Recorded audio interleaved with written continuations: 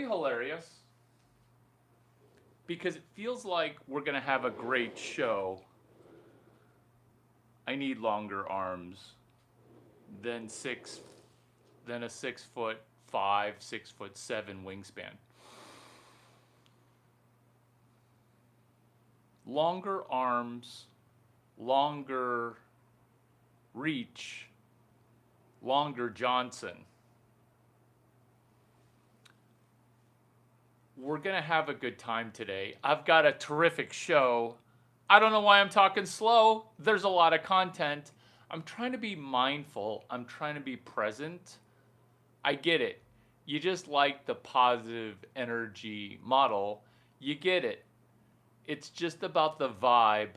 Let's vibrate. Let's vibrate. Is this going to be a ginormous vibrator of inserting smart things into our brain? Leading off with, Larry, is it true that you sold a bed for $145,000? True story, I'm going to be on vacation until January 9 or January 4, whichever comes first. So I'm shopping at a TB, at a Tommy Bahama, and I see this cliche sofa. It's $11,000. I realized that I could go make this sofa because Henredon makes all the sofas. I'm not paying full retail. But what I'm also realizing is that this $11,000 sofa, some rich person would be willing to pay middle six figures for this sofa. Why? Because when I hear Tommy Bahama, I'm thinking outdoor living. When I hear Tommy Bahama, I'm thinking make the indoor part of my house outdoor and make the outdoor part of my house indoor. Why would I want to do that? Because that's what rich people do with their home furnishings. They want to make their interior of their bedroom feel like they're outdoors. When they're outdoors on their ginormous patio or pool deck, they're trying to make that feel indoor. What could be better than an indoor patio, indoor sofa? Merry Christmas, everybody, because it's beginning to feel a lot like the day after Christmas, with a sofa that looks like it belongs indoors. Because I went holiday Christmas shopping, this is what I found out. Hi everybody, Lexima, exploding, thank you, how are you? I went Christmas shopping. Did you guys go Christmas shopping?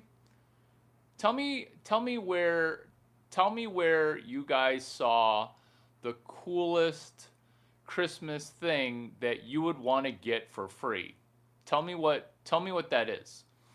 Because the free thing that I would want to get, I'm going to show you how to get. I went Christmas shopping.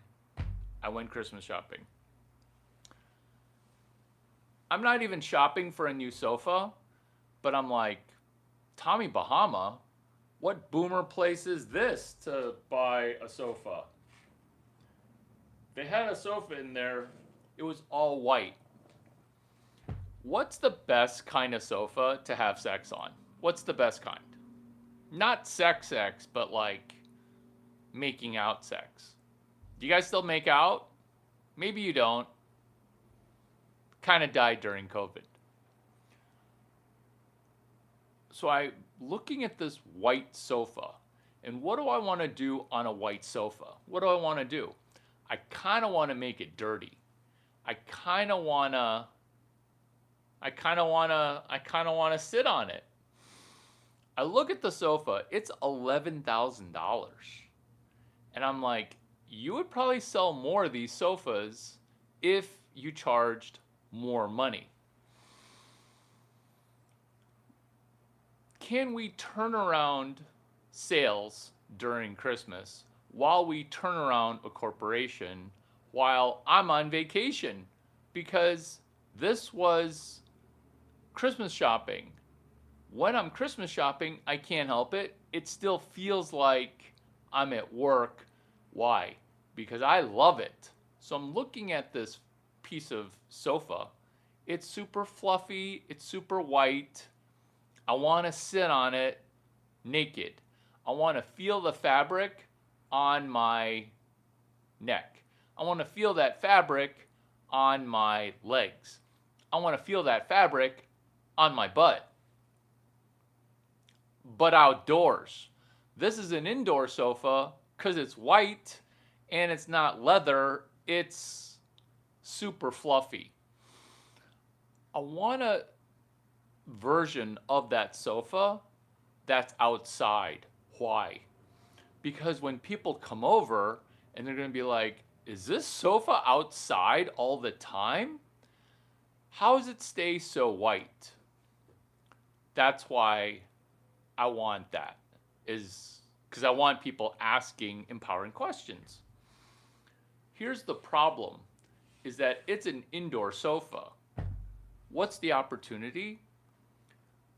You see, what I do for work is I do turnarounds of corporations. You see, what I do here on YouTube is I do turnarounds of people.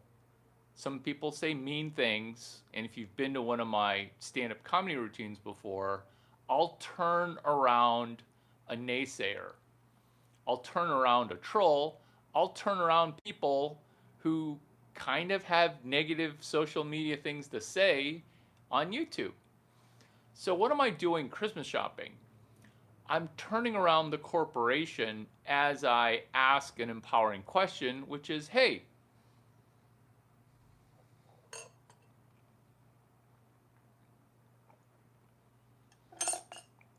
what's your flagship piece? What is the piece of furniture that you're known for? What is that piece?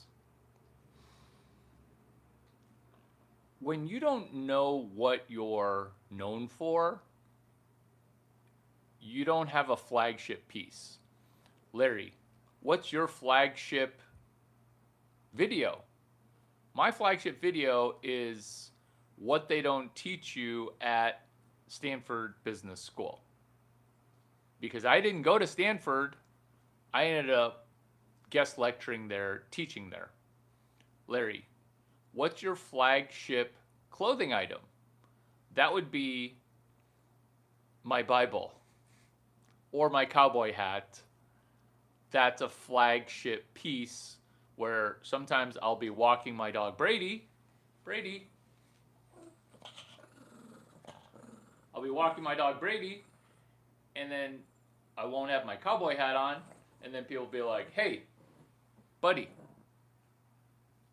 Brady's dog walker, where is your cowboy hat? That's a flagship piece. That's like a branded thing. That's what we're doing with a sofa, because I don't sell furniture. I'm not an interior designer. I don't even like LGBT stuff of, hey, this is my new furniture, blah blah blah. I don't even see it. My sofa's got a giant sex stain on it. I don't even see it anymore. Why? Because I'm not a couch potato, and when I'm sitting on it, my butt doesn't have eyes. Therefore, I really just care about not what the sofa looks like. I just care about guy stuff about a sofa. So I'm looking at this $11,000 sofa on vacation, and I'm thinking to myself, I really wish I were back at work, because I miss it. You know how, like, you go for your long distance relationship and it's so delicious when you're in your long distance relationship. But then you go back to work, and then you're like, man, I kind of miss my situationship that's in another city. Well, that's how I feel about work, where when I'm not at work, I'm longing for it. What do I do for work? I do turnarounds. What am I doing Christmas shopping? I'm thinking about turning around a store that during Christmas has no foot traffic. Let me repeat that. It's a furniture store with no traffic. It looks like it's about to go bankrupt. It's a furniture store selling furniture with no furniture customers. Nobody coming in and giving the bed a test drive. Nobody coming in and sitting at your $9,000 dining room set. Nobody coming in, taking off their winter coat and sitting on an $11,000 sofa saying, the sofa's $11,000? Not bad. That's a problem when you don't have customers during Christmas. That's a problem when you're not having sofas sold out. That's an opportunity too, because this was how I turned around the store while I was on vacation within 90 minutes. This is one. I asked myself, what is this store? And we'll call the store what it was called, which is Tommy Bahama. So Tommy Bahama is what boomers wear. It's clothing for old people who wear their vacation clothes at home. They wear a Hawaiian shirt long after they came back home from Hawaii. It's those kind of people where they don't own a house in Hawaii, but they're going to talk about their next vacation 5 months away. So when you've got that, I want to live in Hawaii mindset, you're trying to take advantage of those people by selling them furniture that's Tommy Bahama furniture. But are they doing a good job selling furniture? No. No customers came in. The foot traffic was super low. This is peak season Christmas shopping. This is peak season holiday shopping. So what did we do? Me and Tom Brady, we accidentally turned around Tommy Bahama. Let's bullet point things that you also can copy. This content feels different from other people's content. Why?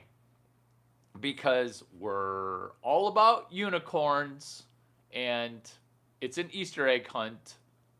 Number one, a white sofa outdoors, that would be a flagship piece, because the store, it didn't have a marquee flagship cornerstone piece. They didn't have it. That's not a good thing that they didn't have that. I'm going to ask myself and Tom Brady, Brady, did you like how that sofa sat, or you don't care? Brady's fine sleeping on the floor. Brady's fine sleeping in a cardboard box. Brady's very flexible. Brady is very furry. This dog hair actually plays to this video also, because here's the issue. Flagship piece, sofa. Flagship piece. What if you could have a sofa that could sit 12 people outdoors? Remember, rich people love having furniture that's outdoors look like it's indoor furniture. All you need to do, and you don't even need their permission, you can buy their furniture and then reupholster their furniture with fabric that's designed to be outdoor furniture fabric. You see, there's a trend 10 plus years ago where they would sell outdoor furniture for exorbitant amounts of money. Why? Because it's opulent to have furniture that looks like it belongs indoors. Opulent, like beyond luxury, amazing. I'm looking at the sofa saying this should be your guy's flagship piece. It should cost a luxury amount. Because when you're turning around a corporation, one, you don't need to have a meeting with their general manager or their owner. Two, let me repeat that because everyone thinks that when you do a turnaround, you're going to need to have a bunch of meetings. You don't need a bunch of meetings. You just need to ask empowering questions, which is, hey, we're at Tommy Bahama. What is your flagship piece of furniture? What's the social media sensation? What's the thing that your store is known for? Because after the outdoor sofa, we're going to sell a horsehair bed. A bed made of horsehair. That's why dog hair, it's the dog and pony bed. The jokes just write themselves, kids. The jokes just write themselves. Because when you have a dog and pony bed, what you're doing is you're brand activating Tommy Bahama. So the sofa, you reupholster the same sofa with outdoor fabric and you slap a brand new price tag on it, $145,000. Now, bullet point number 3 is you market sold out at 20 sofas. Larry, how can you sell a $145,000 sofa? Well, the first 2 you try to sell to celebrities. And if the celebrity posts 2 pictures on social media, you refund the entire $145,000 sofa. So it's a celebrity. So in town, let's say we sell to the celebrity Larry Chang. So he buys a $145,000 sofa. If he sits on it and then does one video talking about how great the sofa is, that's an outdoor sofa, but it's okay to put outdoors. It looks like it's an indoor sofa. It looks like it's indoors. It looks like it should be indoor. If Larry Chang posts 2 videos about this, Larry Chang gets a free sofa because then it's refunded half. So the cost of the sofa is $140,000. If you post one piece of social media, you get $70,000. And then you post another photo, and then you get another $70,000 back. You might be demoralized right now because to you, $70,000 is a half a year's pay. You might be getting demoralized right now because you're like, $145,000 sofa, that's not even anything that I even understand. You see, we're not trying to understand rich people. We're not. Because no one can understand rich people. That's why we call them iconoclast. That's why we call rich people iconoclast. That's why we call rich people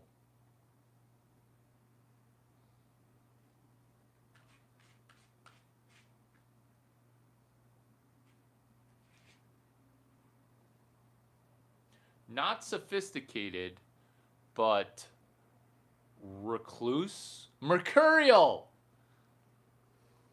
Because it's not that rich people are mercurial or difficult to understand. It's just that rich people are whimsical about their money. That's how we're selling them a $140,000 sofa. The first 2 are very hard to sell. Similar to getting the first 2 likes on a video, very hard, very hard. But this is how to sell the first 2. This is how to sell the first 1. You need a celebrity that once they buy it, other people are going to be like, I'm rich too. I can buy that $140,000 sofa. This is how to sell the first 1. You use the Mark McCormack reverse rebate model. This is why famous people who are rich get cool free stuff. This is how it works. So let's say the sofa costs $145,000 because that's what it costs. You offer this. If you take one Instagram video or picture sitting on the sofa, no tagging required. If you're sitting on the sofa and you appear on the sofa in a selfie, I'll give you back half. I'll give you back $72,500. For 2 pieces of social media, now I've got a picture of you in your house with the sofa I sold you. You get all $145,000 back. That's the first 2 customers that you sell. This is the most valuable video you've ever come across on YouTube. Why? Because most people would give away their first software sale. Most people would give away their first unicorn light. Most people would give away their first YouTube studio setup, exactly set up the way that Larry Chang set it up. You've got the Michael Jordan jersey, you've got the Nike Air dress shoes that are Kohan, you've got the whole setup. That whole setup is going to cost you $280,000. You've got 30 to sell. If you post social media using this YouTube backdrop, you get half the money back. That's how to sell 30. Because selling 30 is not about magically selling 12 at a time. Selling something is easy once you've sold out. Selling something is easy once you say, sorry, I already sold everything.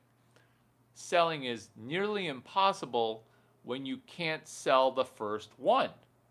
So, selling a sofa, you could just watch me do that. You can just watch me do that.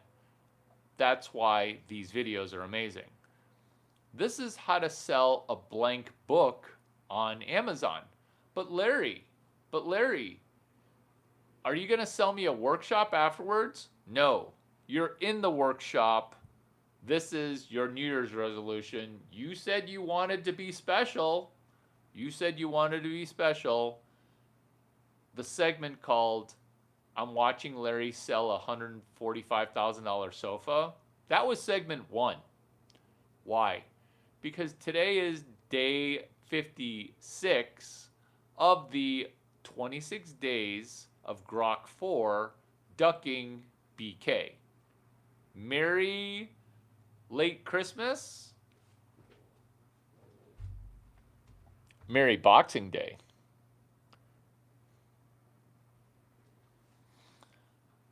Because segment number 2 is delightful and awesome, and it's this. It's how to sell a blank book on Amazon. A book that has nothing in it. A book that has nothing in it. How to sell a blank book on Amazon.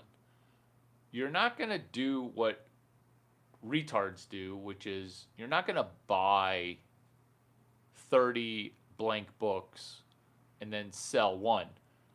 Are you going to buy these from me? No. you're going to just do this genius maneuver. Do I have your attention now? It feels like I do. It's how to sell a blank book on Amazon. It turns out, point number one, blank books sell pretty well. Larry, why do people want to buy blank books? They want to buy a companion edition to My Body Keeps the Score. The Body Keeps the Score needs a workbook attached to it. Remember before with the sofa?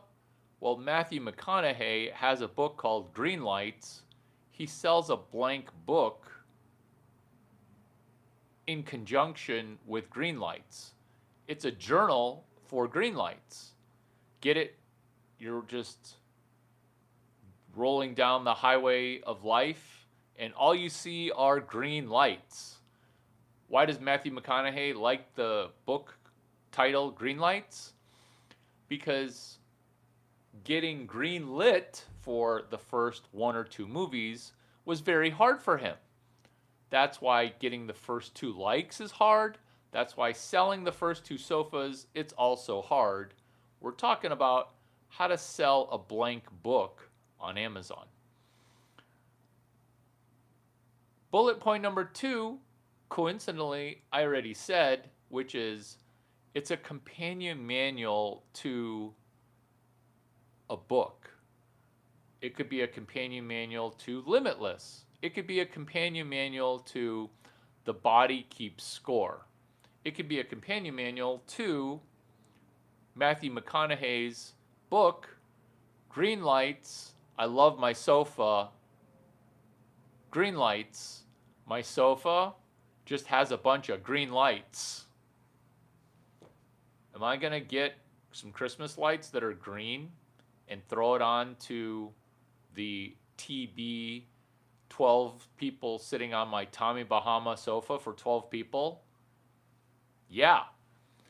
Because step 3 is we're going to sell one blank book. It's going to be nearly impossible for you to sell one because most companies in Silicon Valley, they die selling 0. They die selling 0. They die selling 0. What happens when you die selling 0? You're an involuntary business celibate. You died a business virgin. You couldn't even sell one. The reason these videos feel amazing is every video basically solves a problem in and around the number 0. In and around the number 0 is where all the challenges occur. Let's sell one and then buy one. Remember, we're trying to duck bankruptcy. Remember, today is day 56 of the 26 days of ducking bankruptcy. And notice your emotions when I even said the word bankruptcy. You got all creeped out because you're like, hey, Larry, I'm too poor to even declare bankruptcy. It turns out during this Great Depression that we're in right now, bankruptcy registrations have actually dropped because people are actually too poor to go bankrupt. You can't make this stuff up. This is how to duck and avoid bankruptcy. This is a Larry Chang video on a topic that everyone else avoids, everyone else sidesteps, everyone else ducks the topic of bankruptcy. Me and my channel, I'm Larry Chang. My channel's on What They Don't Teach You in School. Nearly every video has a bankruptcy avoidance component to it. This is why my channel's rising now. Why? Because it's default bankruptcy everywhere. I've been sounding the alarm for the middle class being in distress for years. This is how to avoid bankruptcy. This is what 90% of people do to go into bankruptcy. This is why people have stopped trying to do entrepreneurship. When I say how to sell a blank book on Amazon, this is step one that most people do. They start designing a blank book cover. They start to think about, oh, I'm going to buy 50 of these and then I'm going to sell 0 of these. That's why people go bankrupt, is they buy, or your parents. The reason your parents are like, hey, stop watching all that Larry Chang content. He's going to try to scam you into buying something. That's just you slumdog millionairing. That's just you with your caste mindset. That's just you as being an Indian immigrant in America, not understanding how Silicon Valley works. Because I'm not trying to sell you blank notebooks. I'm not even trying to sell you a sofa. You can't even buy a used sofa, let alone a $145,000 sofa, right? So avoid bankruptcy by not buying 600 blank notebooks and then thinking that they'll just sell themselves. That's why majority of people, over 90% of people, go bankrupt. This is how to duck bankruptcy. This is how to avoid default. This is how to not go bankrupt. You sell one blank notebook, you sell one sofa, and then you go buy one notebook, and then you go buy one sofa. Most people will think that's the incorrect order. It's sell one and then go buy one. Most people, they think, theoretically I can sell 30, I'm going to buy 20. But they get so excited about selling 20 that they buy 100, or some people buy 5,000 and then they sell maybe 16. And then what do they do when they can't sell? The next big mistake that people make, because they're holding a ton of inventory, is then they do the death knell, I'm going to immediately go bankrupt and sink my ship, which is I'm going to do a 50% discount. Bankruptcy awaits. How to sell a blank book on Amazon? You sell one off of Amazon. You see, YouTube. I'm not delegating to YouTube how to make money. I'm not delegating to YouTube my monetization. So if I'm talking about how to sell a book on Amazon, I'm going to sell one book off of Amazon. Meaning I'm not going to just load it up on Amazon and hope that I outsource distribution to a platform. This is what most people try to do.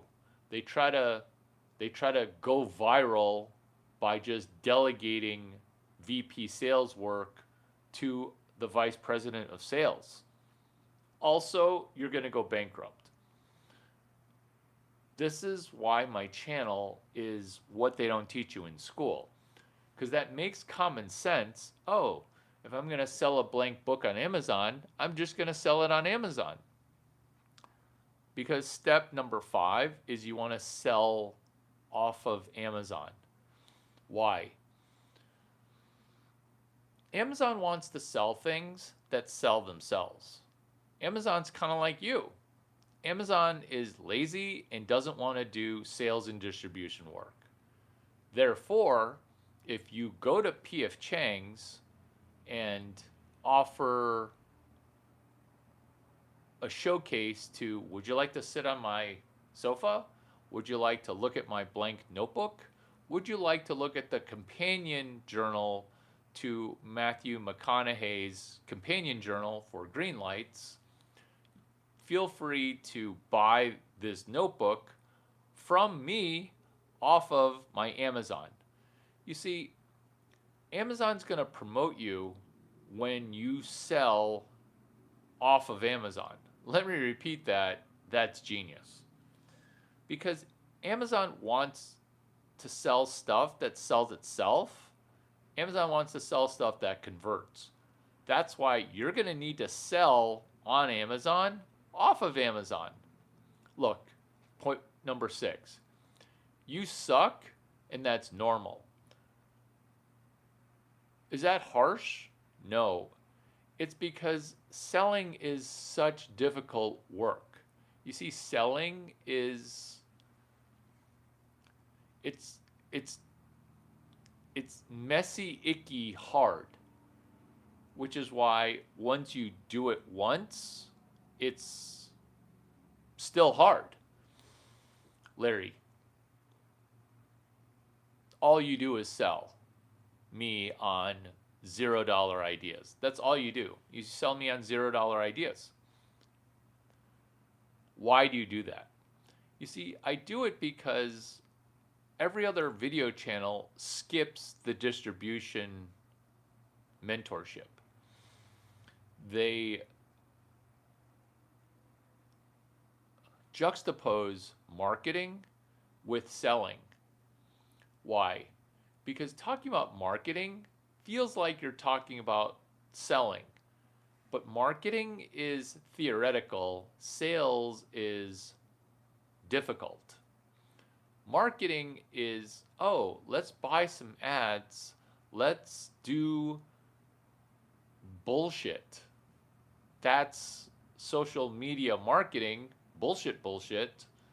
Whereas food for lead gen is giving away food to get people to then also later reject you. This is why when I talk about dating and lead generation and cold opens, why my stuff slaps. Because you see, I solved female male income disparity. Why? Because for females to get intercourse, it's relatively easy, if not super easy.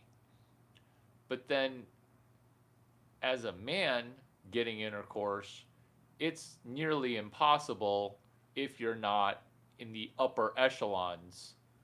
This is distribution. This is cold opening. This is the insightful truth of my channel, which is doing the hardest work of tech entrepreneurship. It's tech sales. It's sales. It's tech sales. What makes tech sales so hard? What makes tech sales so hard? What makes tech sales so hard is the tech and the sales. That's what makes tech sales so hard. Because if I go to engineering school, which I did, the last thing I want to do is go into a field where people are going to tell me no, fuck no, and definitely no. You see, I went into engineering so that way women would just automatically be like, yes. Why would I want to go into a field that's really hard to, really hard? And then after that field, do something again really hard. Because most people, they don't care that you have an engineering degree. They just don't trust you. And they don't need your product. But if they do need your product, the $145,000 sofa, they don't trust you to provide a $145,000 sofa. That's what makes tech sales hard. That's what makes tech sales hard. That's what makes tech sales hard. What makes it hard is also why. What makes it hard is also why. Brady, your eye boogers need to come out. Brady, your eye boogers need to come out. Calm down. What makes tech sales hard is the tech and the sales. What makes tech sales hard is the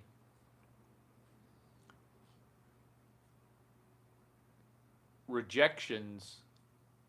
That's what makes dating as a man hard, is how many rejections can you put up with before you give up? So, how to sell a blank book on Amazon. Step number 7. Making $1 is the Mount Everest of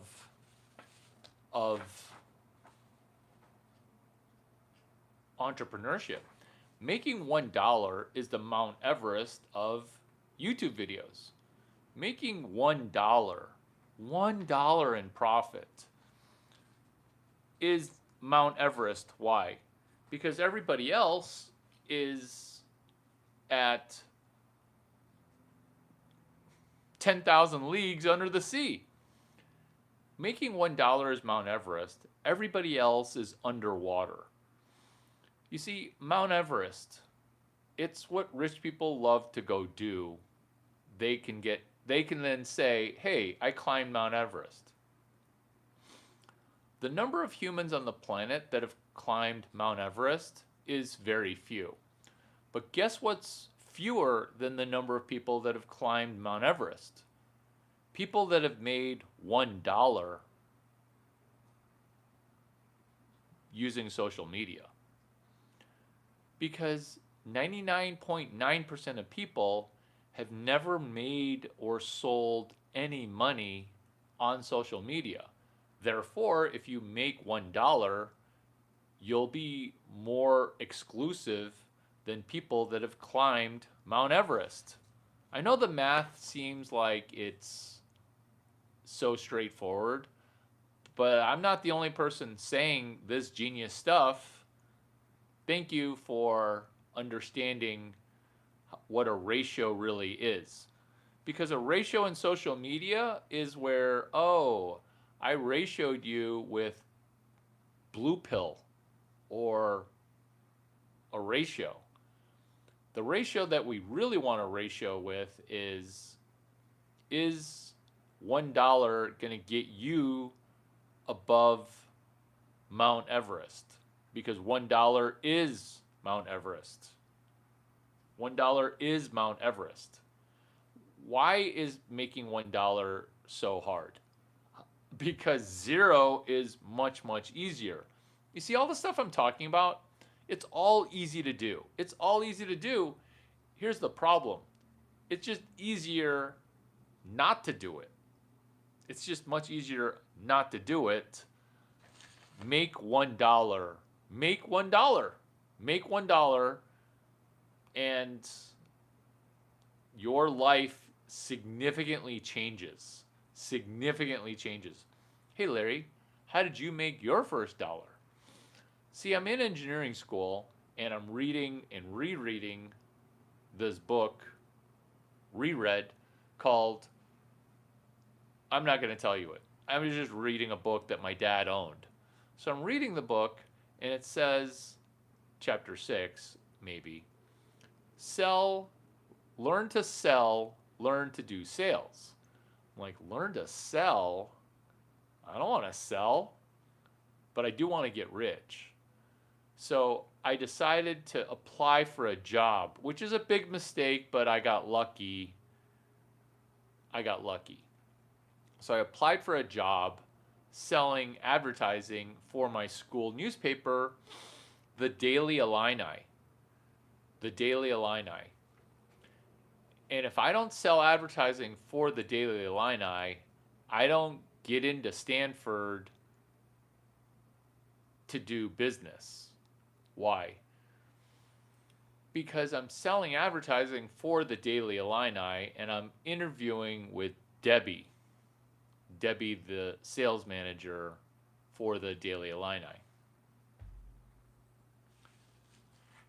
By learning to sell at the Daily Illini, it helped me graduate with the #1 highest starting salary of the University of Illinois. because selling, it's incredibly hard. So then I didn't have any sales experience, right? Because I'm going to the Daily Illini with no sales experience. Cowboy, cowboy, cowboy. Merry Christmas, buddy. So I'm in the interview, and now I need to sell myself. I need to sell myself on a sales job because I have no sales experience. But then I realized, hey, I coached baseball and taught tennis. That's me selling tennis and baseball, right? So Debbie bought it, and Debbie's like, okay, this is your sales territory. I'm like, okay, where?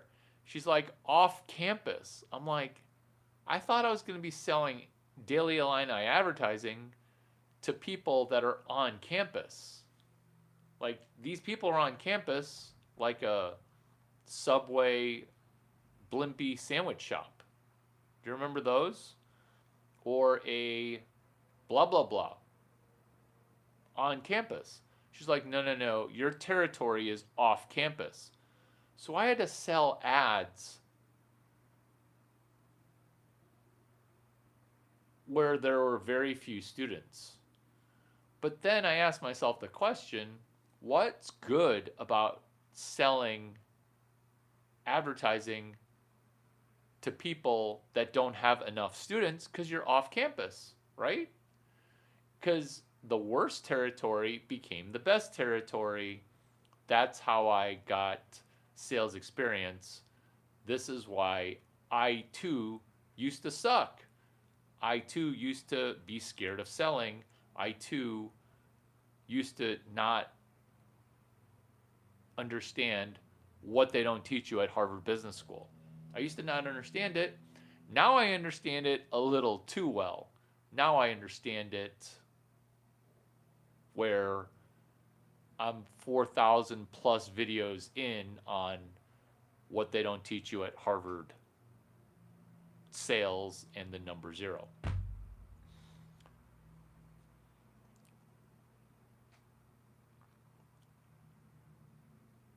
By selling and practicing to sell one, you will be above Mount Everest, or at least at the Mount Everest level, because selling, it's so hard. And that's why the Mark McCormick reverse rebate model, it's hard to sell one even when you give back 50% of the money and then give back another 50% of the money. Even that model, it's hard. But then what happens is via repetitions, you get better. So I'm talking about my sales experience and I'm talking about my origin story. Guess who hears about it? Anne Marie, who's Andrew's girlfriend. She goes, hey, this experience that you had with selling advertising at the Daily Illini, it absolutely applies to what I'm trying to do, which is help people sell more at the Stanford Daily. Would you mind coming in as a sales consultant to help sell advertising for Stanford Daily? We will pay you. We will pay you. I'm like, you'll pay me money? I'm like, look, I kind of don't want to take money from an undergrad, but I will take some advertising, right? That's fair, right? You give me advertising in the Stanford Daily, and then I'll show you how to sell. What's the first thing that I sold at the Daily Illini? I looked at the Daily Illini, and I'm like, wow. When people graduate, they all buy a car. Because remember, we studied engineering, we don't have a car because we're poor, and after we graduate, we're rich. We're super rich. Why are we not buying a car immediately? It turns out we are buying a car immediately. So all these car dealers would run advertisements right before graduation. They'd run it right before graduation. I'm like, how much money do you make selling a car? They're like, thousands of dollars. I'm like, how much does an ad cost? An ad doesn't cost very much money. Why don't you run 2 ads a month so that way when they do graduate in May of their senior year, they'll be like, yeah, I already know where I'm gonna buy a car from the people that are already currently advertising, right? So I took off campus as my territory from the worst territory to the best territory by asking the car dealer, hey, you make so much money selling a car. Why don't you run 1 ad a week? Why don't you run 1 ad a week and remind people, hey, when you graduate, you're coming to me for a car. I sold so much advertising, the entire Daily Illini turned into a used car, new car advertising. That's what it turned into. That's what I literally turned the Daily Illini into car commercial page by page. So I'm selling advertising to the general manager of the car dealership. And he's like, I don't think I've ever met a better salesperson than you. I'm like, thanks. I'm trying to be the best salesman ever. He goes, how do you feel about making hundreds of thousands of dollars? I'm like, what? He's like, you should come sell cars for me. I'm like, I want to make hundreds of thousands of dollars. There's no way. He's like, I've never met a better salesperson than you. How much money are you making selling advertising for the Daily Illini? Are you making $100,000? I'm like, no. I'm making enough money to buy gas for my scooter and saving, $300-400 a week, which was kind of a lot of money. But anyway, he's like, you could make hundreds of thousands of dollars. I'm like, oh my God, I should drop out of engineering school. I literally thought this because I hated engineering school. Hated engineering school. Hated it. So sophomore year, I'm like, you know what? I'm going to drop out of school. But I'm not going to sell cars in Champaign, Illinois. I'm going to sell cars in my hometown. You see, selling cars in Champaign, it was central Illinois. But what would be more embarrassing than selling cars in Champaign, Illinois, would be dropping out of engineering school and selling cars in my own hometown. Because this was right after I fake quit baseball, and now I'm washed out of baseball, washed out of engineering school, going to sell cars in the local dealership.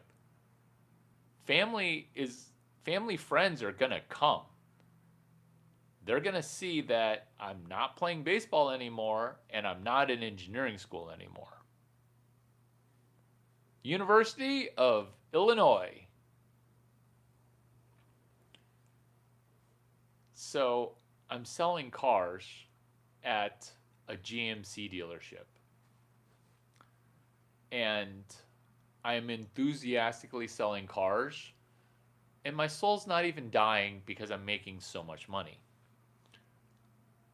I sell a car to Carol and Anthony. Who are Carol and who is Anthony?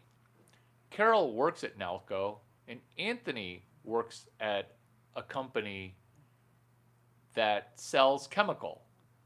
They say to me, oh my God, you're the best salesperson that I've ever met.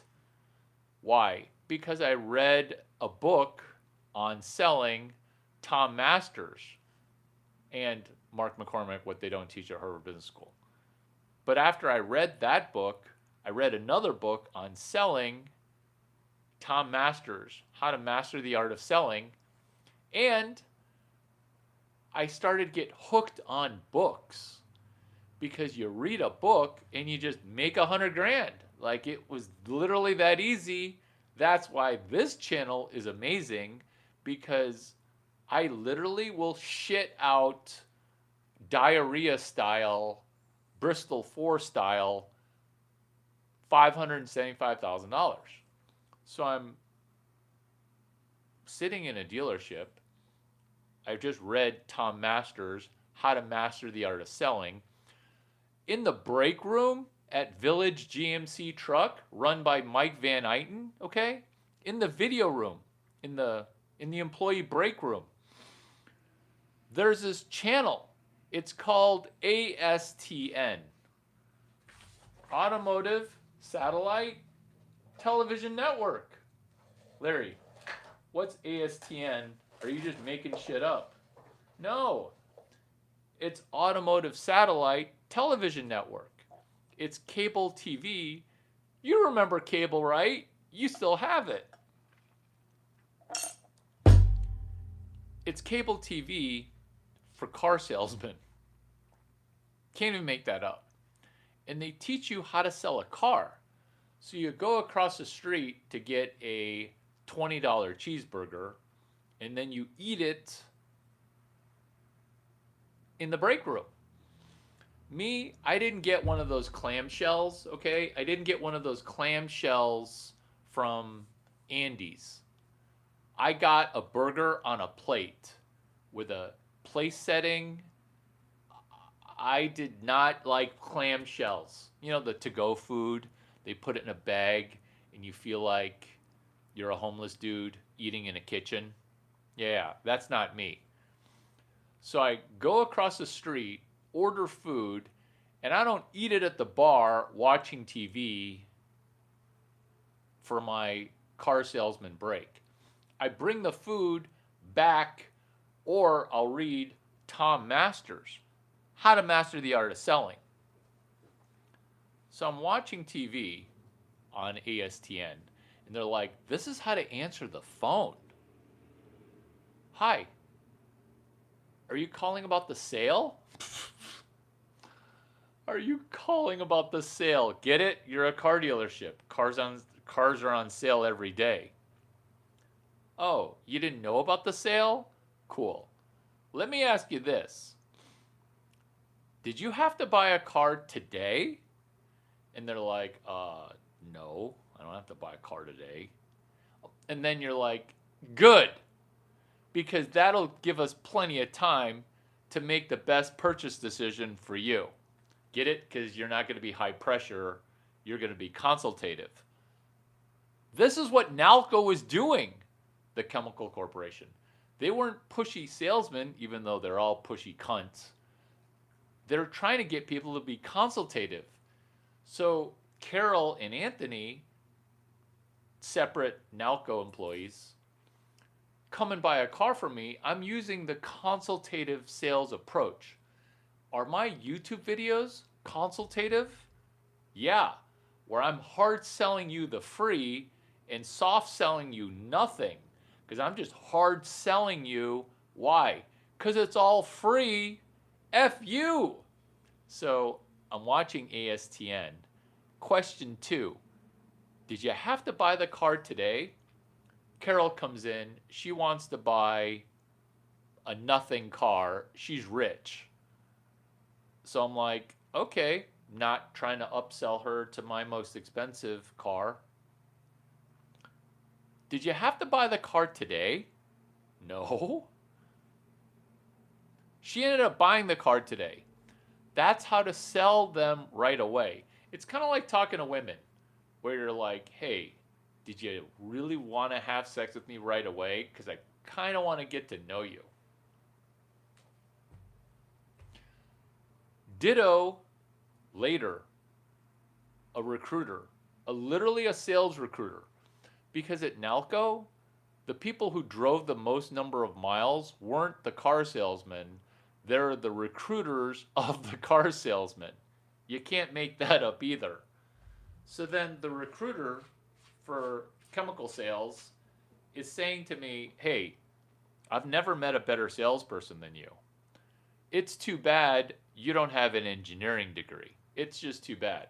Because if you had an engineering degree selling our chemical, you could make millions. I'm like, what did you say? They're like, you can make millions of dollars. I'm like, how? They're like, you see, you're good at sales, but we're having a hard time hiring salespeople that have an engineering degree. It's just difficult. It's just difficult. And then he goes, if you had an engineering degree, though, you could make millions. Like, I saw that whole, like, no need, no trust. I saw that whole, hey, are you calling about the sale? Hey, did you have to buy a car today? And all the shtick of being a consultative salesperson, which is basically tech sales, where you're more consulting them. And, oh yeah, I forgot about this. It's what the loan officer, what the bank won't tell you about your car loan. What the bank won't tell you about your car loan. This is my channel. So all I'm doing is shit that I did sophomore year. That's why I will never grow up. Did I meet Jordan in the same way? That's why I framed the Jordan jersey. I don't want to be your super fan, okay? I mean, I am your super fan. I just want to have you comfortable with the fact that I will never ask you for something embarrassing, a will call, uh, uh, something embarrassing, stupid stuff that fans will ask famous people. Stupid stuff. You guys know the stupid stuff that you ask famous people, right? That's tech sales. Oh, this is cold open Yahtseeing, tech selling Kobe Bryant via a Tom Masters How to Master the Art of Selling book. This is not me. Well, it is me, but this is later. So, Mike Arrington, he has a blog. It's called TechCrunch. And we're trying to do LA. I'm not going to repeat the Jessica story. I'm not going to repeat the Jessica story. I'm not going to repeat the Jessica story. I'm not going to repeat the Jessica story, which is San Francisco baseball club, the Giants, meeting an LA stud who's trying to sleep with my first date for me. Kobe Bryant,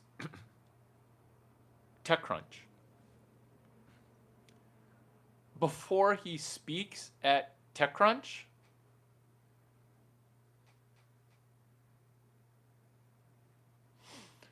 he's speaking at TechCrunch, and the person interviewing him goes, "I can't believe you read everything.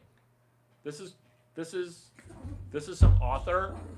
This is some author. Brady, look at the camera. You have eye boogers, okay? You have eye boogers, and I'm your eye booger picker, okay? You have eye boogers, and I'm your eye booger picker. Do you understand me? That's the arrangement that we've inked, okay? Do you even pay rent? Hey, did you guys see my short on? Did you guys see my short? Did you guys see my short? Thank you for liking my Tom Brady video where I'm having a conversation, a monologue. I'm having a monologue with my dog about getting my dog to pay rent. Brady, that's what you do, okay? That's what you do. You have eye boogers and booger boogers. I pick your eye boogers and booger boogers. Kobe Bryant with Cookie. Her name literally is Cookie. I can't believe, Kobe Bryant, that you read TechCrunch. You see, what we're trying to do here is we're trying to understand Michael Jordan, Tom Brady, Larry Chang, Kobe Bryant selling one thing, getting excited about books, selling one thing, getting excited about making $1. That's why I like to read, is because I love money. That's why I love to read, is because I love making money. And if I don't make $1, it's not good, because after you make $1, I got suckered into, hey, you're pretty good at this. Would you like to make hundreds of thousands of dollars? Hey, you're pretty good at sales. If only you had an engineering degree.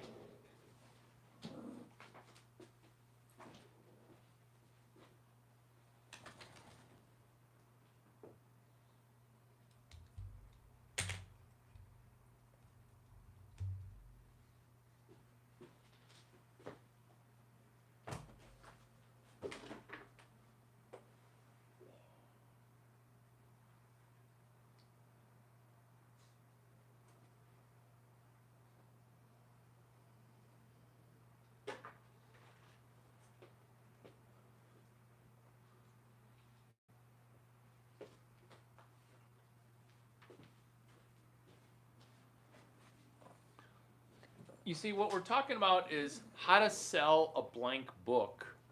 How to sell a blank book. How to sell a blank book. How to sell a blank book on Amazon. Can you sell one? Before selling a blank book on Amazon, sell one blank book off of Amazon. Sell this notebook.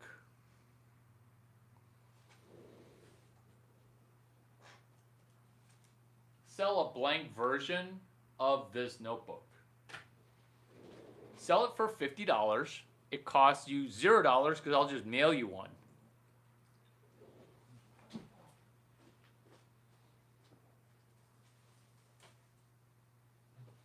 They sell these blank notebooks. They sell these blank notebooks on Amazon. They sell like 80 of them for like $8. Sell one. How to sell a blank book on Amazon. So you could sell one blank book before Amazon. You could sell one blank book before Amazon. Larry, enough with the selling. No, enough with you delaying trying to sell one. This is how to sell one.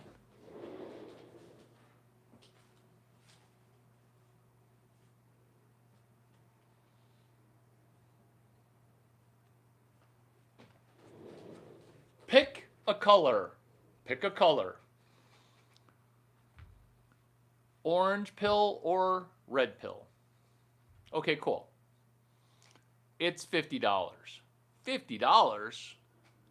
If you take one page of notes, you get $25. If you take a second page of notes, it's $25 back. You just need to take 2 pages of notes, and then I'll give you your $50 back. That's selling one. That's going to be hard for people. That's going to be hard for people to sell, even though you're basically giving it away. Have you heard the expression, they're so bad at business, if they opened a funeral parlor, nobody would die? Have you heard the expression, yeah. Some people can't even sell it when it's free. And that makes me sad. Some people, and this is hilarious, some people can't sell a $20 bill for $3. Some people can't do it.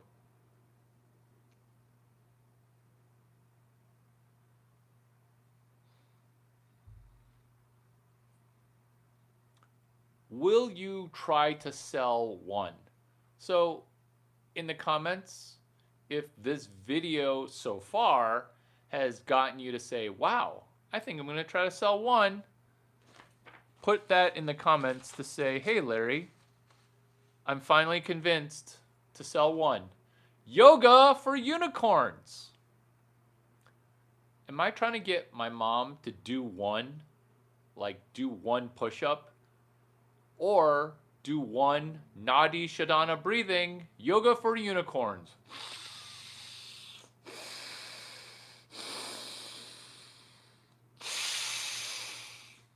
Can you do one repetition?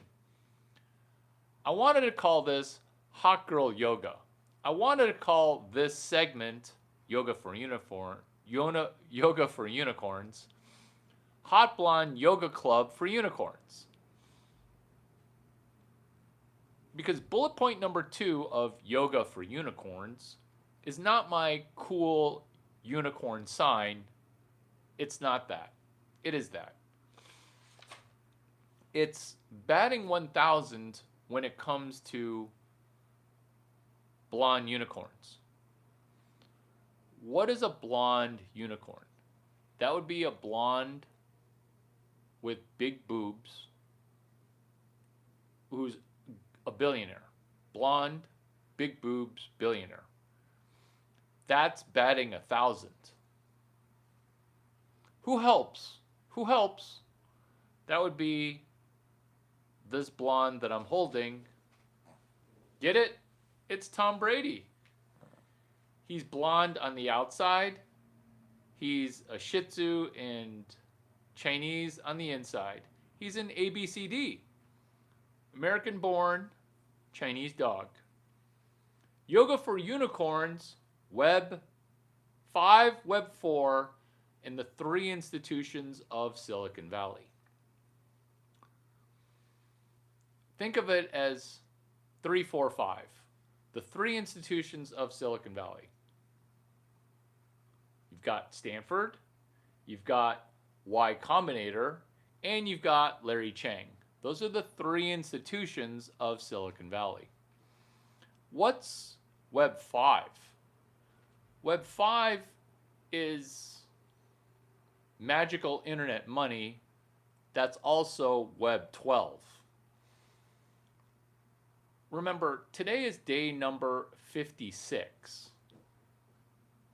of the 26 days of Grok 4 ducking bankruptcy.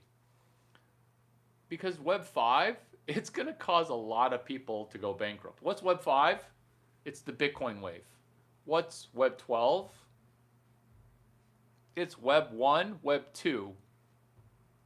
It's the 3 institutions of Silicon Valley coming together in a 3-way, which knowledge activates the fact that Stanford, YC, and Larry Chang, it only comes together here on YouTube.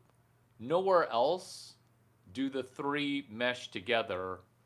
That's Web 12. Because Stanford kind of hates YC, YC kind of hates Stanford, and I am just full of love because I'm the only Christian of the 3. Well, technically Stanford's super Christian-y, but complicated, kind of like Judeo-Christian, like a Jew Christian. That makes it complicated, where I'm just a cowboy Christian. Let's drop a quick prayer. Father Lord, thank you for the 3, the 4, the 5. Thank you for Christmas. Thank you for Jesus.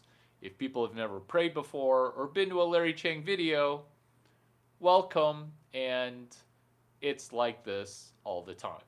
If this is their first prayer, just say amen and just say thank you, Jesus. I'm curious. Also, if this is Larry Chang's 52nd millionth prayer or 520,000th prayer and it's not going that smoothly, know that your first prayer, it doesn't need to be perfect. It just needs to be your first prayer. And you just end it by saying amen. And Before it ends, you just say, "Thank you, Jesus, for you. Thank you for the blessing. Thank you for passing away and coming back. Thank you for being an obnoxious and hilarious riser from the dead. Thank you for the calendar, which, look at the scoreboard. It's almost 2026, year of our Lord." Because that's when you know you've lived an impactful life, is when you reset the calendar. Does this first prayer reset your mental health? I hope so. In Jesus' name we pray. Amen. Yoga for unicorns. Was my brain doing yoga while it was praying? We were praying? A little bit. That's the three institutions of Silicon Valley: Stanford, Y Combinator, and Larry Chang. Why? Because YC and Stanford, they're impossible to get into. But guess what? There's YouTube. Every good Stanford class is on YouTube. Ditto YC, Y Combinator. Every good, well, most good YC stuff is on YouTube. Larry Chang. I have literally no standards. And since we're talking about some Christian shiitake, every other December, maybe every December, I'll go through a stint where I don't say no to any girl. I don't say no to any girl. It can get messy. One time I had a 9-person interaction on one day in December. We're at Fiesta Bowl. This is not the 9-time one day thing. We're at the Fiesta Bowl. Stanford's at the bowl. We're at the Fiesta Bowl. And I have publicly stated on social media that I will not be saying no to any girl. Any girls. The New Year's party was 8 o'clock to 2 o'clock. Girls wanted to be with me at, I want to say 8:15. Super early. These girls, they were not skinny. They were not skinny. They were not skinny. And they wanted Larry Chang. They knew I wasn't going to say no. I not only said yes, I made sure that everybody at the party knew that I said yes. Why? Because we're at the Hotel W for the Stanford Fiesta Bowl party. And I wanted to let everybody know I wasn't going to say no. And it wasn't going to end well for me. These two girls, they were not small. One, I did it that way so that way I wouldn't have to come back from the party. I wouldn't have to come back to the party to then again say yes. Because I'm going to say yes, I'm just going to say yes for like hours later. They loved it because they're like, he's going to say yes.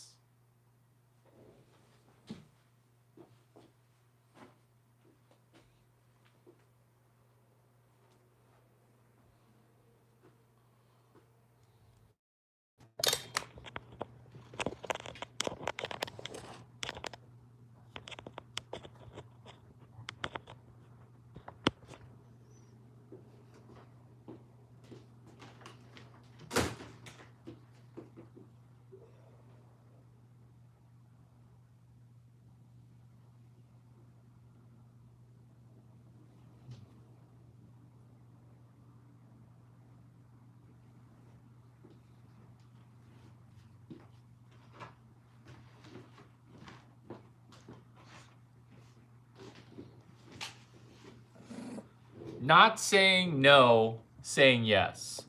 It's a practice in not being a sleut. It's just a practice. It's just a practice where once in a while, I'm not giving financial advice. I'm just saying sometimes I'll go for a stint and not say no. So I'll just say yes. LTMVPY. LTMVPY.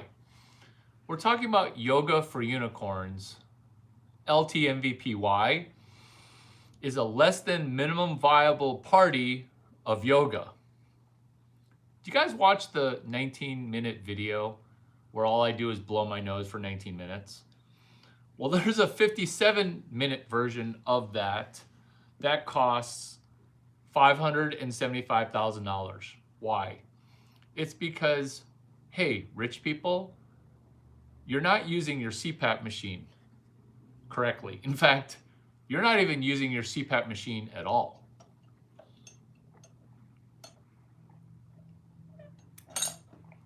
You're not using your CPAP machine at all. That's why there's a 57-minute yoga class, yoga for unicorns, because you're a billionaire and you're gonna die if you don't use your CPAP machine. And I'm laughing at you, and I'm laughing because it's hilarious. Because you have all the money in the world. You have, similar to me, 17, 18, 19 lifetimes of money. But you're gonna not live to see your granddaughter, grandson get married because you can't use a CPAP machine. Oh, did that make you pay attention? It did. That's why the energies are spiked. That's why this video is positive vibe. It's on a piece of paper somewhere.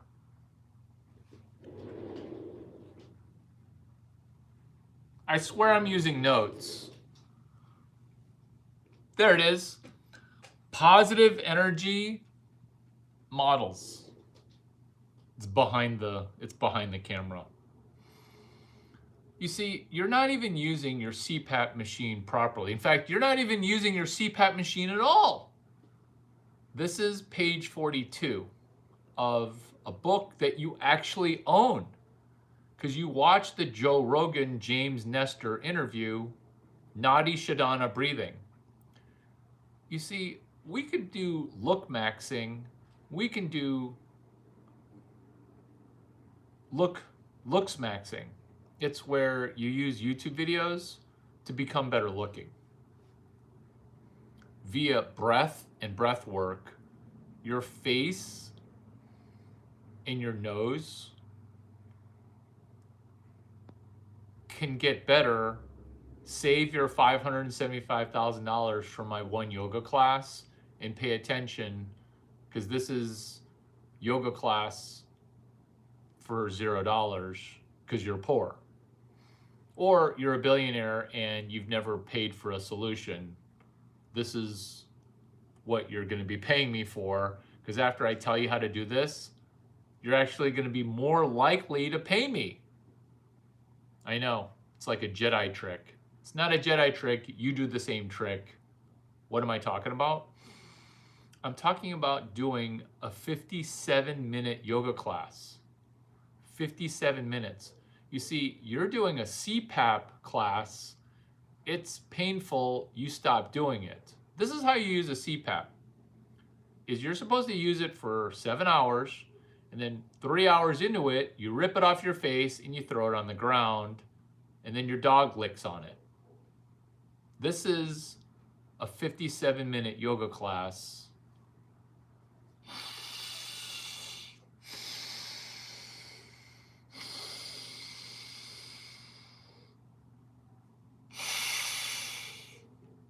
You see, you don't have to pay me $575,000 for 57 minutes of yoga class. You can just watch a free video on YouTube, 19 minutes. 19 minutes, I do Nadi Shodhana breathing. If you can't figure out that 57 minutes is 19 minutes, you're not clocking in employees for 19-minute breaks. Or you're not an attorney that charges $2,000. You'll work for 19 minutes and then charge your client 30 minutes. Don't lie. Don't lie to me. That's why you're poor, is because you're still on the clock. As an attorney, you should have flipped to the other side of the table, which is the client side. That's where the real cheesecake is. 19 minutes. So as an attorney, you would work for 19 minutes and you're a little sleazeball, you would charge $2,000 for the half hour or hour. But let's say you're just a little bit sleazy.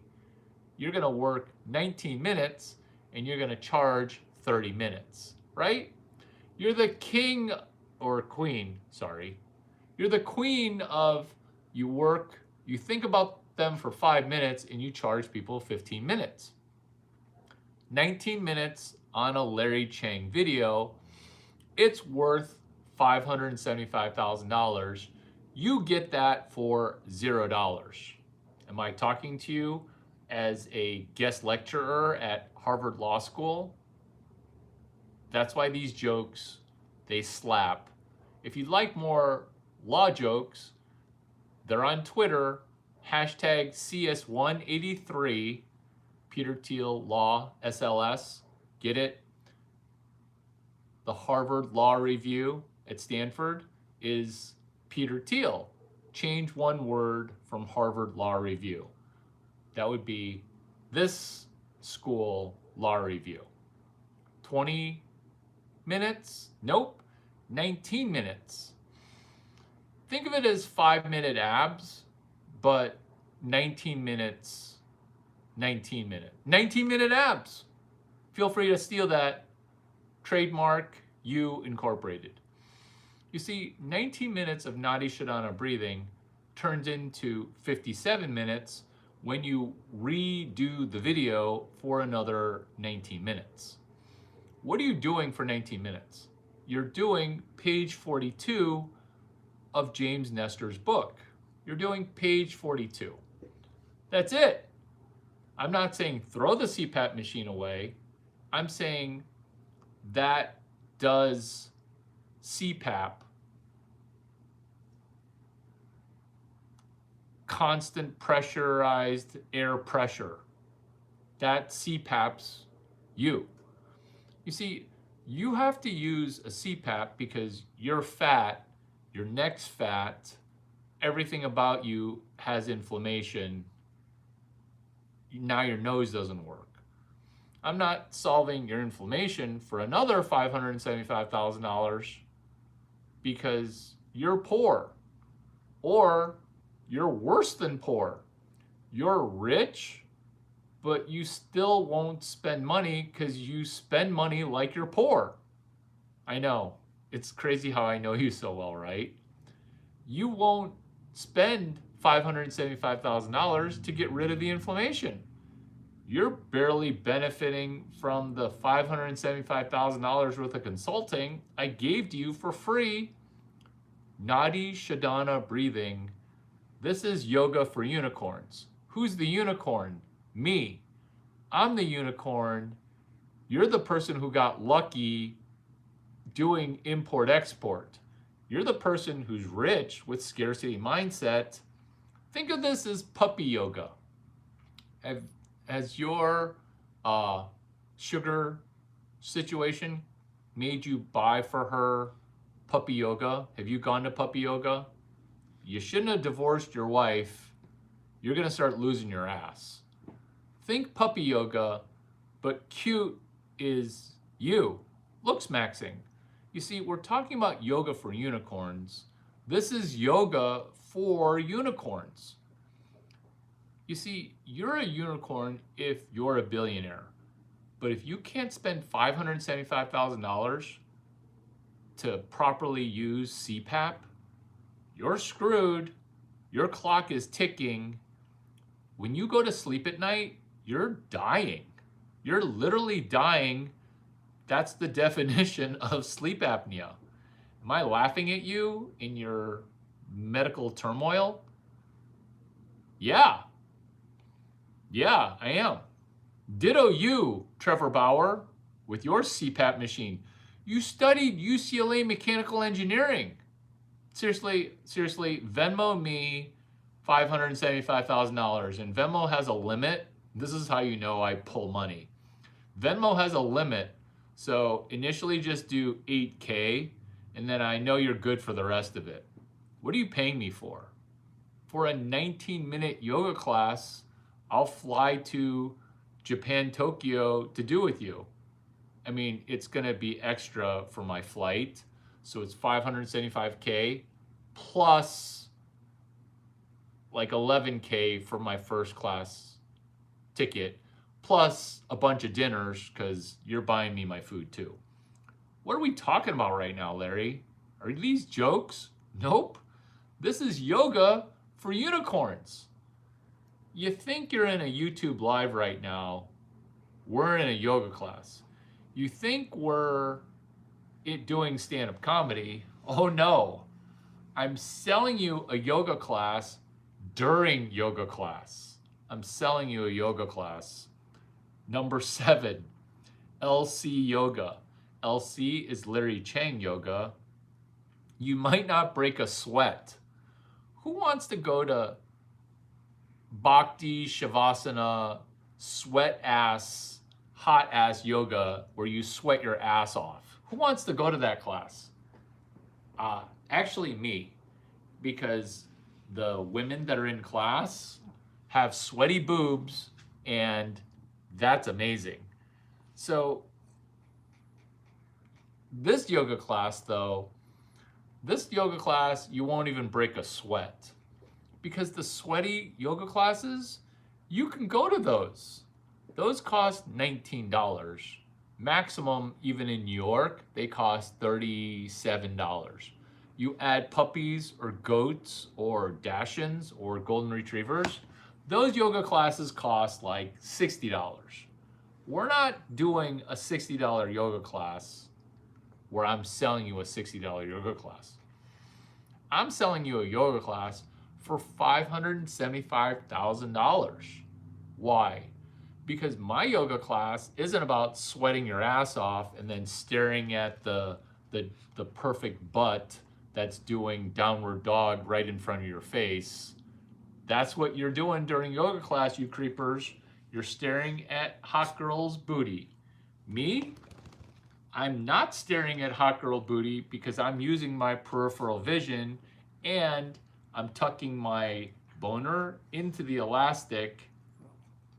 I do yoga different from the way you do yoga.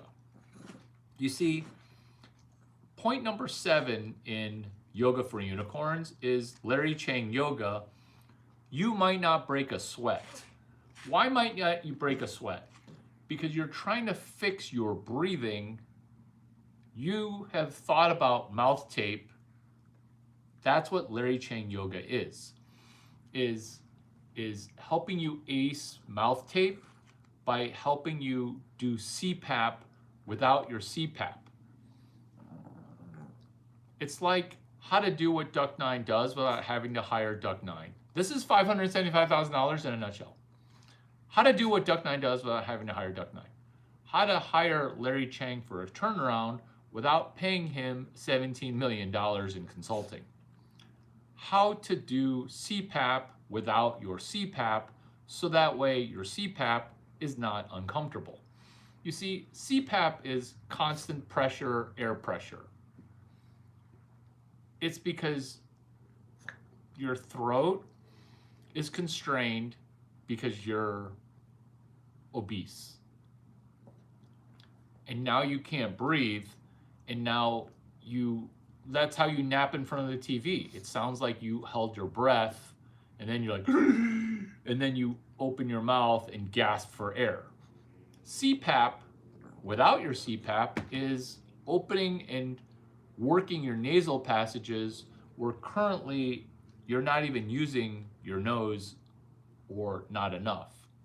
That's what Nadi Shodhana breathing does. And that's why you blow your nose for 57 minutes. You may not break a sweat. You might break a little bit of a sweat. You might break a little bit of a sweat. Number 8, yoga for 35 hours per day.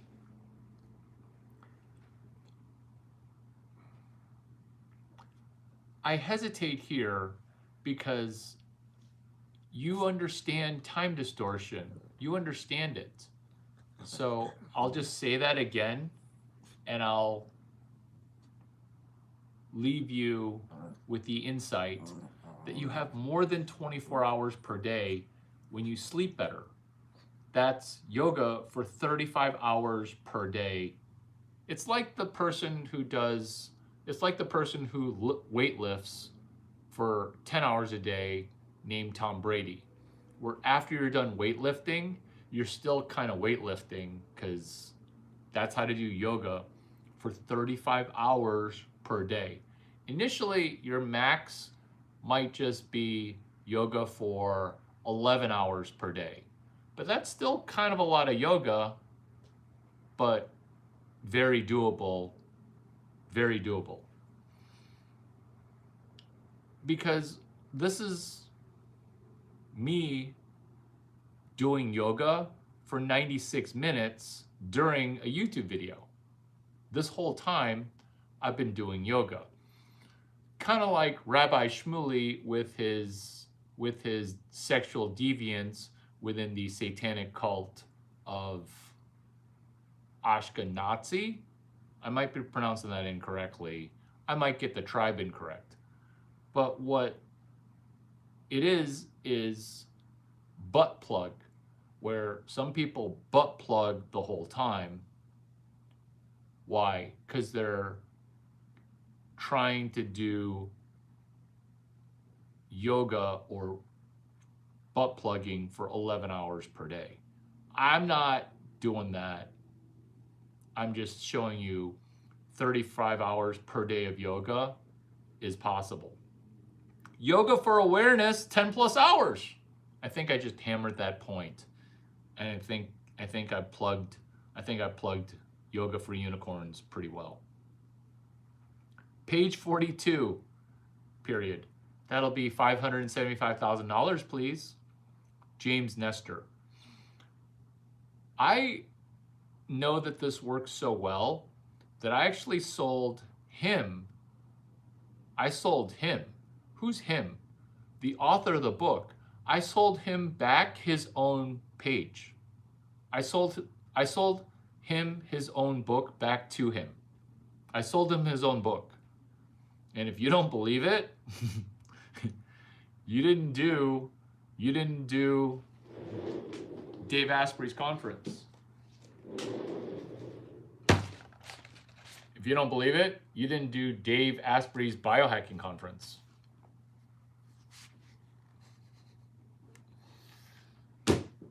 I know, it's like a sleight of hand. Ooh, this video just got amazing in the last segment. Reverse sugar daddy. You see, sugar daddy causes people to go bankrupt. And today is day 56 of the 26 days of Grok 4 ducking bankruptcy. Reverse sugar daddy is the opposite of regular sugar daddy. Sugar daddy pays for a yoga class with puppies $80. Sugar daddy pays for Miami New Year's Eve. Sugar daddy pays for stuff that sugar daddies pay for. Reverse sugar daddy is yoga for unicorns, which is you're paying me so that way you don't go bankrupt. Maybe you're paying me with compliments. Maybe you're paying me for $575,000. Maybe you're paying me for a sofa set that is $145,000. But either way, it's reverse sugar daddy, you're paying me. Why? Because we want to activate on day 15 of the hashtag 26 days of Grok 4 ducking BK, 2 girls, 1 cup of knowledge. 2 girls, 1 cup of yoga thoughts.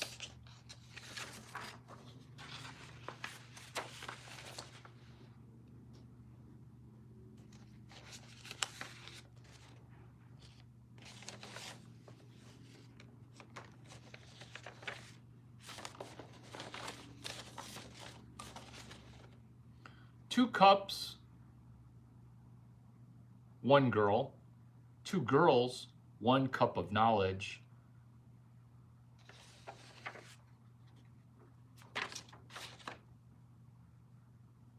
Tommy Bahama 12-person sofa.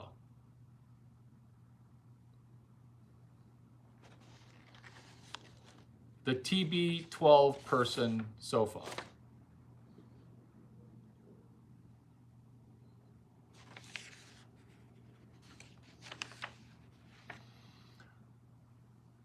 Next segment, YouTube treasure mapping.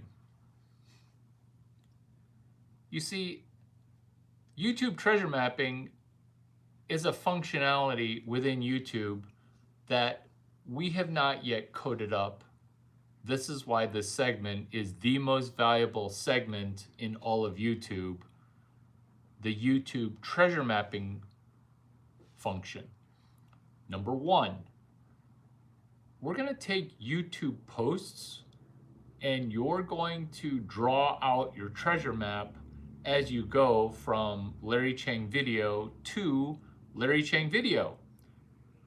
Number 2, within a YouTube post that we use, but you don't use enough, we're going to use hashtags. Hashtags are not exclamation points. Hashtags are not sarcasm. They're exclamations and sarcasm for people that don't know how to use a hashtag properly, which is hashtags. It's now a YouTube mapping function. It's a YouTube treasure mapping function. You see, normally hashtags prostitute views. Normally hashtags are sarcastic.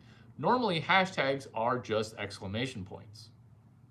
Number 4, non-typically, hashtags are curated messages, curated tags, curated YouTube posts tied to number 5, a curated treasure map. This treasure map I'm building with you, I need to see your treasure map so that way I can co-create and co-curate. Think of this as software from the future that helps you map your treasure. Number 6, curation. You see, you currently are over-reliant upon the YouTube algorithm. Curation is what museums do. Number 7, we hashtag baby steps.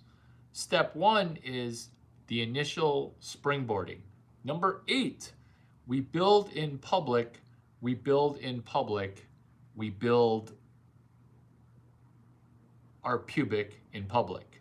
For example, Silent Night, Deadly Night with German Shepherds. For example, 2 girls, 1 cup. For example, hashtag expand on a prior. For example, hashtag WTDYASBS,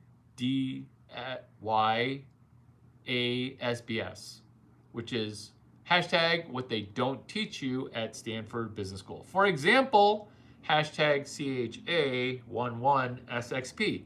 For example, CHA11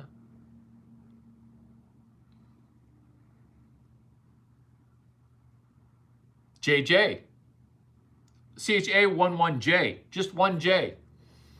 For example, hashtag Web12. Our focus is not automatic adoption, but proof of work. Next segment, Limitless, the book club. This video is hands down the best video I've ever done.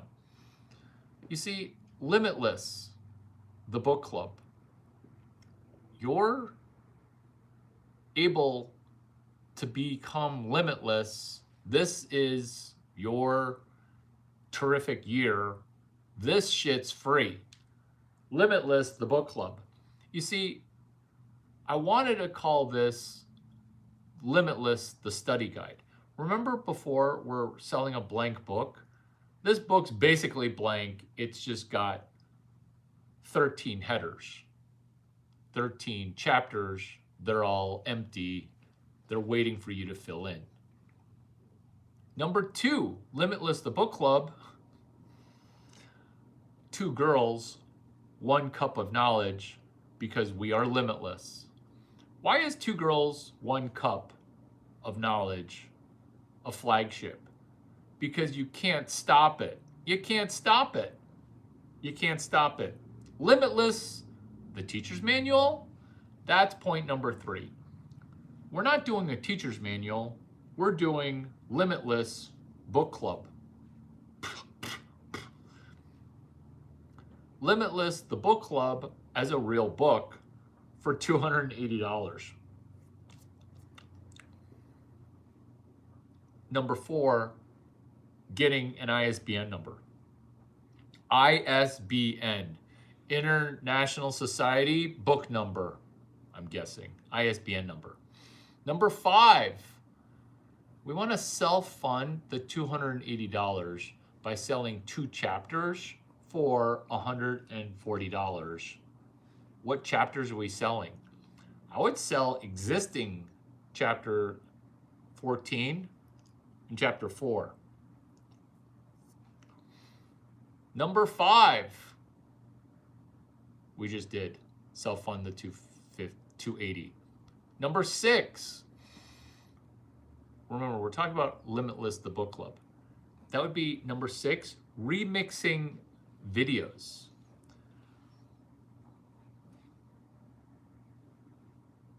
YouTube has a retweet button. It's called remix.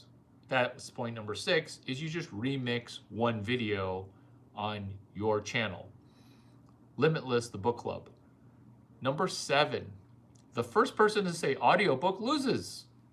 Number 8, Sam doing Rational Mail, me reading as a voice actor. Number 9, Limitless. Page 62, Limitless, the book club. Page 64, Limitless, the book and the book club. Page 67. 62, 64, 67 are the way to become limitless is to ask great questions. Larry, the physics dean wants to meet with you to expel you. What could go well about this expulsion from the University of Illinois? What could go well? Larry, the dean of engineering wants to expel you. What could be a turnaround of what could be the worst day of my life? Well, how can my worst day of my life become my best life? Chapter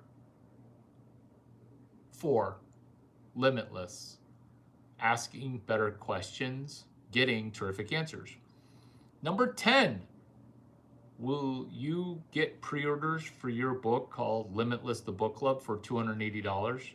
Because remember, we already sold a blank book for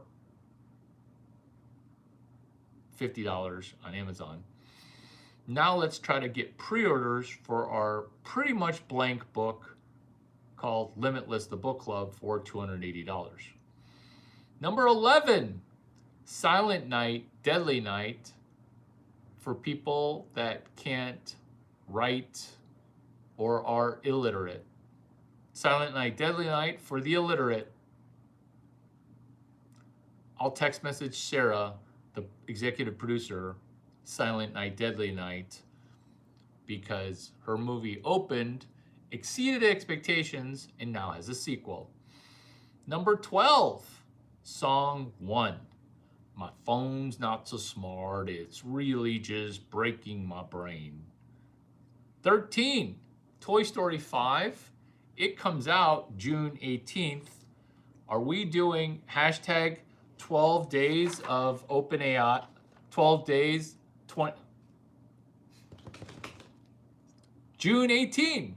Are we doing hashtag 22 days of Replit in New York City? We are.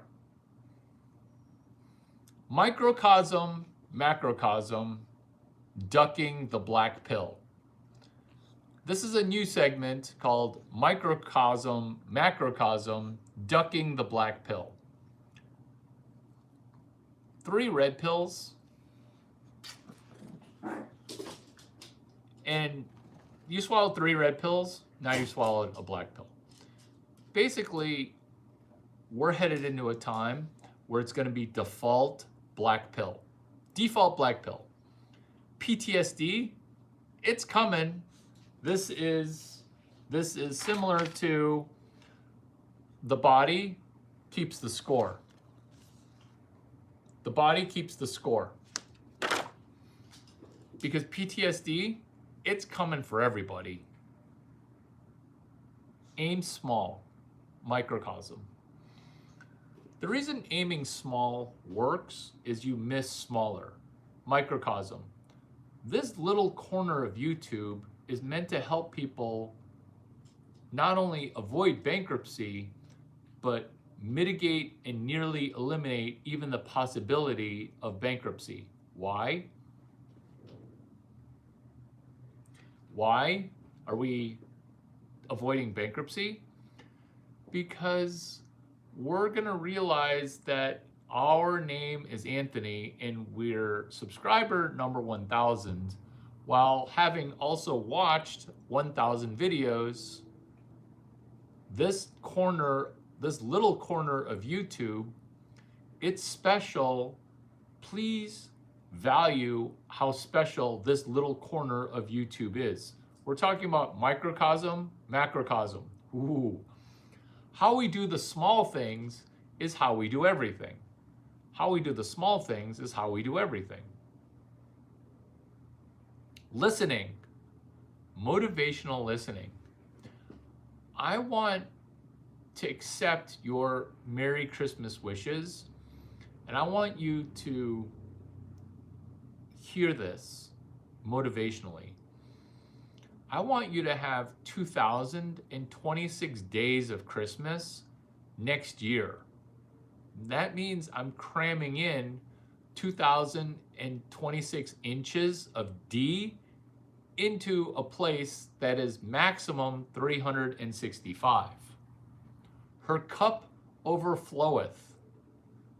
There is no gag reflex for 2026 days of Christ Mass. There isn't. That means that July 11 of 2026 is going to be 5x better than yesterday. So I accept your Merry Christmas, but I up the ante with your July 11, because remember, July 11 last year, you didn't see it as Christmas. Think of it as somebody who explains to you Web 5, Bitcoin, when Bitcoin were $12. Yeah, it's going to crash from $12 to $8, but I swear it's going to be over $1,000. Troll power, 4K projections, unlimited troll power. I'm not trolling YC. I'm not trolling Stanford. I can't help it. This is how I listen. You see, there's something that was a big treasure that was in the form of shit, which is a YouTube commenter saying, I hate you, shit in one hand, shit in the other hand, now clap. I understood this to be what it is, which is a person who was de-virginized under 22 years old. The way that they protected themselves is they pooped in one hand and they pooped in the other hand and they rubbed it all over themselves to try to get their abuser to no longer abuse them because they're literally covered in poop. That's shit in one hand, shit in the other hand, and now clap. You see, once we read and understand things, we'll be able to financially benefit. Microcosm of how to network. Are we networking right now? How to springboard. That would be chapter 65 of a book, Snowball, where we springboard with a chapter that is almost written. And also how to springboard is chapter, in addition to chapter 65, Warren Buffett and the Business of Life, written by Alice Schroeder, we also do chapter 15, Breaking the Habit of Being Yourself, which is we springboard stepping towards a new destiny. How to be thankful. Are you thankful? How to do step 1. You just do step 1, which is you try to sell one, you try to make $1. What works in Texas? What works in Silicon Valley? Hot blondes, macro abundance.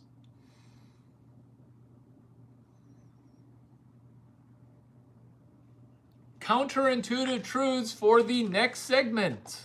We're just rifling through these. First man to ask for three-way wins. This is so true. The reason this is true is this is chick logic. Number 2, ghosting a 30-pound Hinge Tinder Bumble. When you meet with a person and they show up 30 pounds heavier, most people ghost. That's not what we want to do. We want to say, hey, normally in this situation, I ghost because you're showing up 35 pounds overweight. But I'm going to buy you 3 tacos, and while I'm getting you 3 tacos, you're going to find the top 3 hottest girls that you know. The top 3, and you're going to tell me their cell phone numbers. That's what we do. That's counterintuitive. Counterintuitive exit strategy. Instead of just being on a date, happy to be on the date, you need to constantly be in your exit strategies. Look at how you consume YouTube content. You dip in, dip out. You don't even know why you dipped out. That's also your exit strategy for a conversation or a date. Exit interview. You look at your first interview or your first interaction or first date, you treat that like it's an exit interview. That's why these videos hit amazing, because I realize that you may not watch another Larry Chang YouTube video. Not because you don't think that they're valuable, but because this is an exit. This is exit content, meaning you can hear this content and you don't need more Larry Chang content because what I just told you, it's actionable. Here's the problem, is if you took my content and then said, oh, should I go ahead and confirm with 3 more YouTube influencers, because if there's consensus, then I'm going to do something. That's not how you want to do it. That's also an exit interview, is during your exit interview, which isn't even an exit interview, you want to turn a first date with a girl into a potential quick exit during the date. That's why I call it an exit interview. Because at any moment in time, if you say something that I don't like, I'm outie. You don't want to do that in a YouTube video, even though that's the default of how people act online. You want to have that confidence in the real world, being able to leave, that's exit interview. Typically, exit interviews are done for when you're leaving a job, in which case, as an employee, you should not be doing the exit interview. But I think you understand that this is the counterintuitive for how you execute a first date. Heat. If you feel the heat, can you stop immediately? Counterintuitive. I'm so thirsty. Or, if you don't drink alcohol, I'm so hungry. It is counterintuitive to say this because most people who are horny don't say they're horny. If you're thirsty, you don't say you're thirsty. If you're hungry, you don't say, hey, I'm hungry. Limitless. Budget for cool dates. This is reverse sugar daddy. This is me saying good morning and also Merry Christmas. Did you guys have a good time on this video? I will see you guys shortly.